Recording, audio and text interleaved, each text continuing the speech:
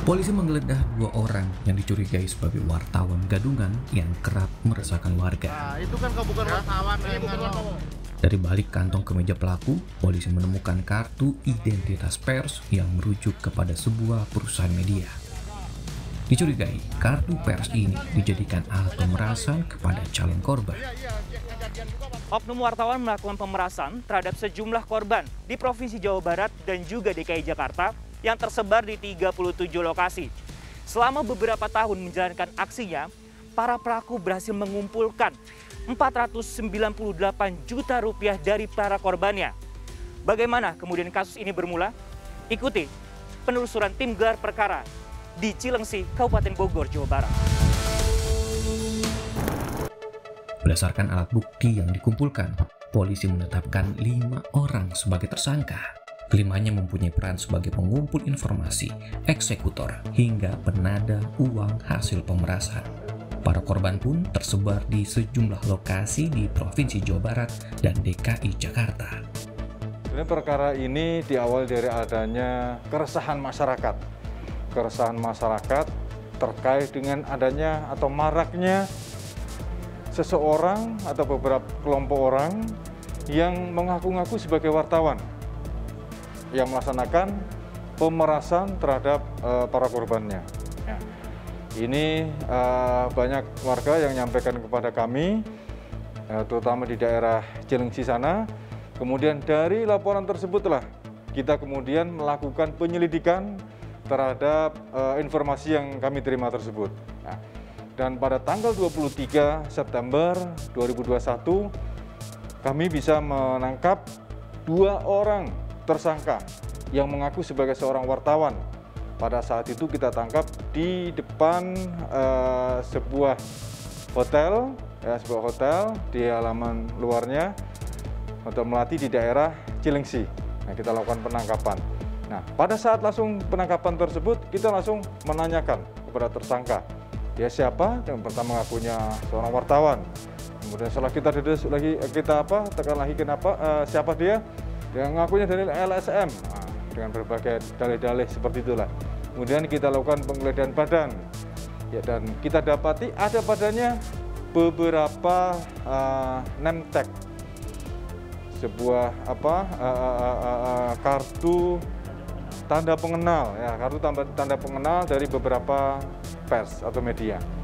Ada diantaranya Radar Metro, ada kemudian Liputan Hukum, ada juga Morality Watch, Jadi ada beberapa dia punya name tag itu. Nah, tersangka tersebut, kita awalnya mengamankan 2 orang tersangka, JS dan juga JN pada tanggal 23 September tersebut. Nah, dari pemeriksaan tersebut, dari 2 orang tersangka tersebut, kemudian kita lakukan interogasi ataupun penyelidikan dan juga penyidikan, sehingga kita mengetahui bahwasanya mereka ini melaksanakan kegiatan atau melaksanakan aksi pemerasan ini berkelompok. Ada 5 orang dari kelompoknya tersangka CS maupun CN ini. Nah, ini yang 3 orang ini masih kita lakukan pencarian atau lakukan DPO dengan berbagai modus, dengan berbagai cara, ya. Nah, maksudnya cara modus operandi yang mereka lakukan ini dalam 5 orang tadi ini, mereka membagi dalam tugasnya masing-masing. Ya. Ada yang bertugas sebagai pengawas, ada yang bertugas sebagai penerima transferan atau menampung dana yang masuk hasil kejahatannya. Kemudian ada juga yang melakukan eksekusi pada saat pemerasan, yaitu yang menekan terhadap korban, kemudian memberikan bukti-bukti berupa foto maupun video terhadap korban, dan melakukan pengancaman atau pemerasan kepada korban. Jadi mereka mempunyai job ataupun kegiatan masing-masing, bagian masing-masing. Dalam aksinya, para pelaku yang kerap berkelompok ini menargetkan calon korban tanpa pandang bulu, mulai dari seorang guru, karyawan BUMN, hingga pegawai aparatur sipil negara. Para calon korban akan dimintai sejumlah uang mulai dari ratusan ribu hingga ratusan juta rupiah. Mereka berdua ini, kemudian para pelaku, memang mengaku pekerjaannya sebagai wartawan, atau seperti apa sebenarnya rekan itu? ketika awal mereka tidak kooperatif memberikan keterangan kepada kami, mereka mengakui dari LSM. Setelah kami melakukan penggeledahan, didapatkan kartu identitas pers. Kartu identitas pers. Betul. Dari mana saja kartu ini? Mereka ini dari Radar Metro dan kemudian dari Liputan Hukum. Dari Liputan Hukum. Mungkin kita bisa nanya juga ke para tersangka. Selamat malam. Bisa dijelaskan? Ini kartu pers kan merupakan salah satu atribut dari media. Bagaimana kemudian bisa mendapatkan atribut-atribut tersebut? Apa sih sebenarnya motifnya, Pak? Memang dulu kita sebagai wartawan, setelah 6 bulan ke belakang ini, saya sebagai LSM. LSM, Iya. Baik. Sebenarnya kemudian ada lokasinya untuk melakukan aksi ini di mana saja? Tidak ada tertentu, Pak. Tidak ada tertentu. Tidak. Tapi ada profil-profil, kemudian mungkin yang bisa dijelaskan juga orang-orang seperti apa sih yang dikejar untuk dilakukan tindak kriminal ini? Kita apa saja, Pak, apa yang dia lihat, apa yang didengar, itu yang kita klarifikasi, Pak. Kenapa akhirnya melakukan hal tersebut? Apa motifnya? Motif kita sebenarnya tidak ada yang hal-hal yang negatif, Pak. Cuman pada waktu itu ada minta tolong sama kita, ya gimana, Pak, ya? Kalau sudah minta tolong ya apa yang kita buat. Tidak hak kita untuk memutuskan segala sesuatu informasi itu. Iya. Oke. Ya, minta tolong atau melakukan pengancaman. Saya belum pernah seperti itu, Pak. Ya, sehingga nih korban yang menjadikan target gitu dari Abang nih. Nah, gimana bisa istilahnya mengikut apa yang Abang mau gitu kan? Seperti apa? Kita menerima laporan aja, Pak. Ada pemberitahuan, ya kita angkat telepon, ya kita diarahkan kemana gitu. Oke. Ini yang kalau berdasarkan informasi yang kami dapatkan, sebenarnya mereka tinggal di Cilengsi atau seperti apa? Mereka bukan warga Cilengsi, mereka tinggal di Bekasi. Mereka tinggal di Bekasi, tinggal tapi di Bekasi, kemudian mereka kerjanya di wilayah Cilengsi, kemudian di Bekasi juga, ada di Tangerang, kemudian ada di Kerawang. Nah, itu. Tapi kalau sehari-hari untuk pekerjaannya memang sebagai wartawan, LSM atau seperti apa? Atau mungkin wira swasta? LSM, Pak. LSM. Baik. Ini kenapa dari Bekasi bisa sampai ke Cilengsi, sampai ke daerah-daerah lain? Kebetulan kami kemarin mau ke Jonggol, terus ke Cikarang. Seperti itu perjalanan kami, Pak. Itu di perjalanan kami. Kalau yang ini sebagai apa? Sama, Pak. Jadi kebetulan kita kemarin itu lagi nongkrong saya di Jonggol, datang busnya saya ditanyakan gitu, Pak. Itu sebenarnya kami mau mengarah ke Jonggol ke Cikarang, Pak. Gitu. Emang berdua ini sering kalau menurut keterangan juga sering memang biasanya di hotel atau ada lokasi lainnya sih, Pak, untuk operasinya? Mereka tidak kooperatif gitu kan. Mereka tidak kooperatif memberikan keterangan awalnya adalah betul dari hotel. Kemudian kita tidak mengejar pengakuan dia karena pengakuan dari tersangka itu ya karena nilainya 0 gitu. Kemudian kita dari alat bukti gitu. Di alat bukti kita menemukan bahwa mereka itu sudah dari 2019 sampai sekarang melakukan itu target-target sasarannya hotel, kemudian ada ya kepala desa, ada ASN gitu kan yang mereka melakukan ya pengancaman atau pemerasan. Pengungkapan dan penangkapan para tersangka menjadi perhatian serius pemerintah Kabupaten Bogor. Alasannya, beberapa pegawai Pemkab Bogor telah menjadi korban. Mereka diancam para pelaku akan dimuat berita-berita tidak benar.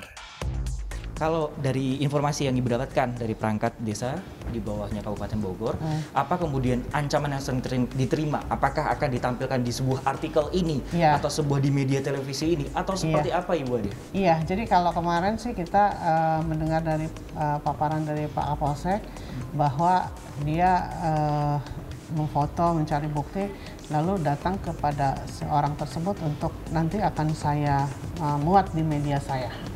Padahal begitu cek nggak ada medianya. Gitu. Ada nama-nama mirip-mirip seperti nama-nama koran lokal, tapi tidak ada. Gitu. Tapi belum pernah. Jadi kartunya kartu yang memang bohong. Sudah cek akhirnya ternyata bohong. Iya, nggak ada kantornya, nggak ada apa-apa, nggak ada medianya juga nggak ada, cuman namanya yang dicatut lah. Nah, ini sudah ada kemudian mungkin perangkat desa yang kemudian melapor ke Ibu berapa banyak kemudian perangkat desa yang melapor ke Ibu? Sudah sejak kapan? Dan berapa banyaknya? Apakah kemudian pernah ada yang menyetorkan uang kepada oknum pelaku ini, Bu? Ya mereka sih sebetulnya lapor ke saya, Bu, takut ini gini. Ya udah sini laporkan, siapa, nggak berani juga gitu loh. Tapi indikasi itu ada gitu loh. Jadi bahkan teman-teman wartawan juga banyak yang ngomong kalau misalkan nih datang nih satu nih, terus besoknya lagi datang lagi temennya, besok lagi datangnya temennya begitu. Saya kira ketika saya menyatakan bahwa mereka bodong itu yang memang sempat juga terjadi ya, mereka ya merasa tersinggung ya. Saya kira kalau wartawan sih nggak akan tersinggung gitu loh dengan pernyataan saya gitu. Tapi kalau yang tersinggung ya mungkin merasa gitu ya. Diakui oleh Dewan Pers, jumlah perusahaan media beberapa tahun terakhir berkembang pesat. Proses penyaringan diakui masih menjadi prioritas kompetensi seorang pewarta. Masyarakat dapat mewaspadai modus pelaku jika mencari keuntungan dalam tiap peliputan. Bagaimanapun juga kejadian yang baru saja kita dapatkan informasinya mengenai adanya oknum yang mengaku pewarta atau wartawan yang memeras pejabat di daerah, ini sesuatu yang menjadi presiden buruk lah. Tetapi memang situasionalnya karena pekerjaan wartawan itu adalah pekerjaan terbuka, sehingga semua orang bisa menjadi pewarta, gitu kan. Nah ini tentunya menjadi kecenderungannya bisa dijalankan oleh oknum yang memang mengambil kesempatan untuk hal-hal yang negatif. Nah, Dewan Pers dalam hal ini juga terus bersama dengan organisasi wartawan mendorong adanya uji kompetensi sehingga wartawan yang di lapangan tentunya juga punya kompetensi, paham betul terkait dengan kerja-kerja jurnalistik. Tetapi yang tidak kalah penting tadi, ketika mereka melakukan kerja-kerja jurnalistik, sudah bisa dibedakan juga barangkali keterkaitan ini yang beneran atau tidak. Saya agak riskan kalau menyebut abal-abal karena wartawan itu ya wartawan, abal-abal ya abal-abal, karena tidak bisa disamakan. Nah awalnya biasanya salah satu misalnya ciri-cirinya misalnya ya mereka selalu bekerja dalam posisi berkelompok. Baik. Itu yang pertama. Yang kedua, sekali lagi mereka juga dalam posisi arogan. Gitu kan. Karena pada prinsipnya antara narasumber dengan pewarta posisinya sama. Gitu kan. Tetapi ketika dari awal sudah memulai dengan tendensi, itu sudah pasti menjadi salah satu bagian yang juga terindikasi. Yang ketiga, salah satu yang tidak kalah penting, gitu kan, tidak hanya persoalan bahwa orang membuat ID, betul sepakat, ID card itu bisa dibuat di mana saja dan semua orang rasanya bisa membuat ID card itu, gitu kan. Yang tidak kalah penting, apalagi kalau tadi bicaranya media online itu cukup dengan berbadan hukum, kemudian punya domain, maka orang bisa membuat media sesederhana itu. Tapi yang tidak kalah penting adalah tendensinya. Di ujung cerita biasanya ada unsur tadi pemerasan, misalnya kalau bapak ini tidak mau memberikan sesuatu atau saya menemukan ada dokumen sesuatu yang rasanya akan berimbas kepada bapak, kepada lembaga, kepada institusi, maka mohon kiranya atau saya minta sesuatu. Nah itu barangkali sudah menjadi penjelasan terkait dengan seperti apa sih profilingnya mereka. 5 orang oknum wartawan ditetapkan tersangka oleh pihak kepolisian karena melakukan pemerasan terhadap sejumlah korban dan berhasil mengumpulkan 498 juta rupiah dari para korbannya. Di tengah mencuatnya kasus pemerasan yang dilakukan oleh wartawan, tentu masyarakat harus menjadi lebih waspada. Meskipun secara kasat mata sulit ditemukan pembeda, namun apabila kemudian muncul intensi mendapatkan keuntungan semata dari sebuah berita, masyarakat kemudian harus menjadi waspada. Francisco Donasiano, Yogi Syarefi, Kompas TV, Kabupaten Bogor.